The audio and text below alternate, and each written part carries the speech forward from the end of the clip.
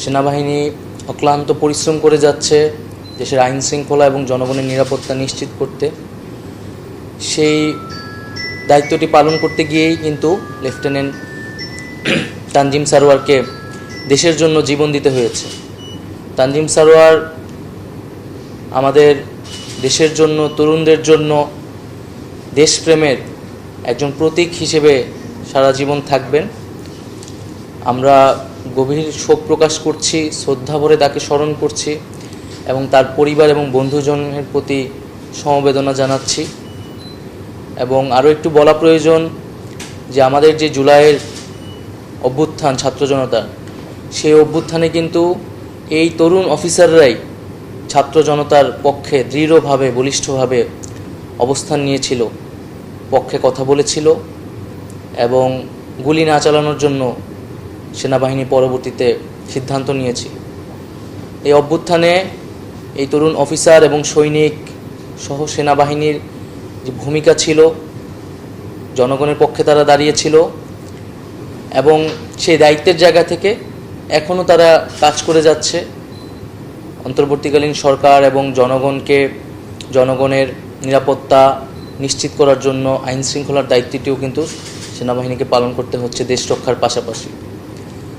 তো আমরা পুরো সমগ্র দেশবাসী সেজন্য কৃতজ্ঞ এবং এই যে তরুণ সেনা কর্মকর্তা লেফটেন্যান্ট তানজিম সারোয়ার, তার প্রতি সকলেই আমরা শ্রদ্ধা জানাচ্ছি, স্মরণ করছি এবং সামনের দিনগুলোতে আমরা এই তানজিম সারোয়ারকে স্মরণ করব এবং তিনি আমাদের দেশের জন্য, তরুণদের জন্য অনুপ্রেরণা হয়ে থাকবে।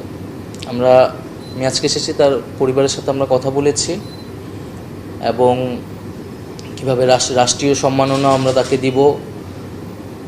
মাননীয় প্রধান উপদেষ্টা ডক্টর মোহাম্মদ ইউনূস তিনিও শোক প্রকাশ করেছেন। তিনি এখন দেশের বাইরে আছেন। দেশে ফেরত আসলে আমরা তার সাথে আলোচনা করব এবং টাঙ্গাইলে তার বাড়িতে, তার এলাকায় আমরা তার স্মৃতিকে ধরে রাখার জন্য হয়তো একটি ব্যবস্থা রাষ্ট্রের পক্ষ থেকে নেওয়া হবে। আমরা এর কঠোরতম বিচার নিশ্চিত করব। 6 জন ইতিমধ্যে গ্রেফতার হয়েছে এবং পুরো বিষয়টা আমরা তদন্তের জন্য বলেছি যে আসলে ঘটনাটার পিছনে আরও কোনো পরিকল্পনা আছে কিনা।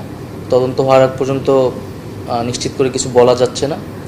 তবে এর পিছনে যারাই থাকুক না কেন এই ঘটনার অবশ্যই বিচার হবে এবং পুরো দেশে আসলে এই যে অবৈধ অস্ত্রগুলো রয়েছে, এই অস্ত্রগুলো দ্রুত সময়ের মধ্যেই পুনরুদ্ধার হবে। যত বাধা বিপত্তি থাকুক না কেন আমাদের আইন শৃঙ্খলা বাহিনী ও যৌথ বাহিনী নিষ্ঠার সাথে কাজ করে যাচ্ছে যাতে মানুষের জননিরাপত্তা নিশ্চিত হয় এবং দেশের আইন শৃঙ্খলার পরিবেশ ঠিক থাকে।